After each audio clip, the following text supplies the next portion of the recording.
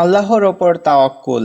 উমর ইবনুল খাত্তাব রাদিয়াল্লাহু তাআলা আনহু হতে বর্ণিত, তিনি বলেন, রাসূল সাল্লাল্লাহু আলাইহি ওয়াসাল্লাম বলেছেন, তোমরা যদি প্রকৃতভাবে আল্লাহর ওপর নির্ভরশীল হতে, তাহলে পাখিদের যেভাবে রিজিক দেওয়া হয় সেভাবে তোমাদেরও রিজিক দেওয়া হতো।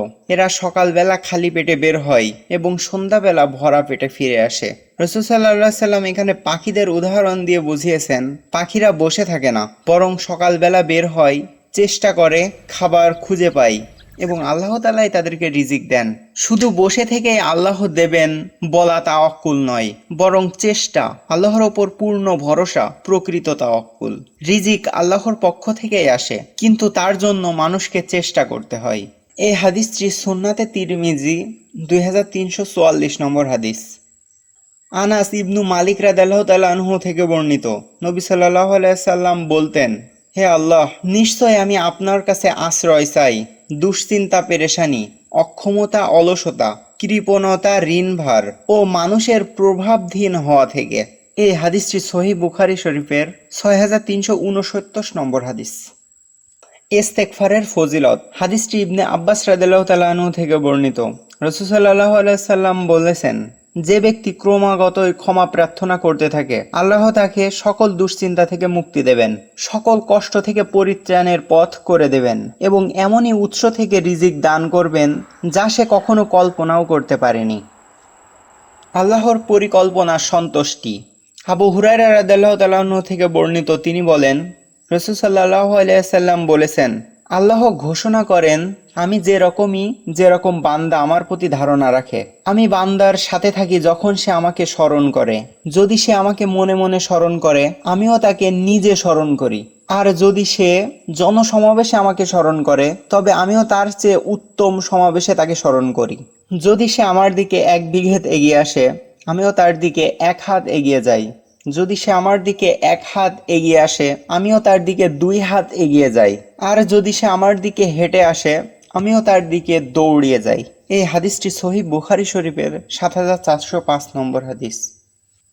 ধৈর্যের পুরস্কার। আবু সাঈদ খুদরি রাদিয়াল্লাহু তাআলা আনহু থেকে বর্ণিত, নবী সাল্লাল্লাহু আলাইহি সাল্লাম বলেছেন, মুসলিম ব্যক্তির উপরে যে দুঃখ, কষ্ট, রোগ ব্যাধি, উদ্বেগ, উৎকণ্ঠা, চিন্তা ও কষ্ট, পেরেশানি আসে, এমনকি যে কাঁটা তার দেহে ফুটে, এসবের মাধ্যমে আল্লাহ তার গুনাহসমূহ ক্ষমা করে দেন। হাদিসটি সহিহ বুখারী শরীফের 5641 নম্বর হাদিস। আল্লাহ যখন সৃষ্টিকুল সৃষ্টি করলেন, তখন তিনি তার কিতাবে লিখে দিলেন, যা তার কাছে আরশের উপরে রয়েছে, নিশ্চয় আমার রহমত আমার গজবকে পরাজিত করে। অর্থাৎ রহমতই প্রবল ও প্রাধান্যশীল। আল্লাহর রহমত তার গজব, রোগ ও শাস্তি থেকে অনেক বড় এবং প্রবল। এটি বান্দাকে আল্লাহর রহমতের আশা করতে উৎসাহিত করে। কোনো মানুষ যত বড় গুনাহাই করে থাকুক, আল্লাহর রহমত থেকে হতাশ হওয়া উচিত নয়। হাদিসটি সহিহ বুখারী শরীফের 7554 নম্বর হাদিস। কুরআনের আলো। আবু মুয়াবিয়া রাদিয়াল্লাহু তাআলা আনহু থেকে বর্ণিত, তিনি বলেন, আমি রাসূল সাল্লাল্লাহু আলাইহি সাল্লামকে বলতে শুনেছি, তোমরা কোরআন পড়ো, কারণ কিয়ামতের দিন তার পাঠককারীর জন্য শাফায়াতকারী হিসেবে আসবে। তোমরা 2টি উজ্জ্বল সূরা অর্থাৎ সূরা আল বাকারা এবং সূরা আল ইমরান পড়ো। কিয়ামতের দিন এই 2টি সূরা এমনভাবে আসবে যেন তা 2 খণ্ড মেঘ অথবা 2টি ছায়াদানকারী অথবা 2 ঝাঁক উড়ন্ত পাখি, যা তার পাঠকারীর পক্ষ হয়ে কথা বলবে। আর তোমরা সূরা আল বাকারা পাঠ করো। এই সূরাটিকে গ্রহণ করা বরকতের কাজ এবং যা ত্যাগ করা উচিত ছিল না তা ত্যাগ করা, আর বাতিলের অনুসারীগণ এর মোকাবেলা করতে পারে না। হাদিসটি বর্ণনাকারী আবু মুয়াবিয়া বলেন, আমি জানতে পেরেছি বাতিলের অনুসারীগণ বলতে জাদুকরদের কথা বলা হয়েছে। এর মানে সূরা আল বাকারা সমস্ত জাদু থেকে আপনাকে রক্ষা করতে পারে। হাদিসটি সহিহ মুসলিমের 804 নম্বর হাদিস।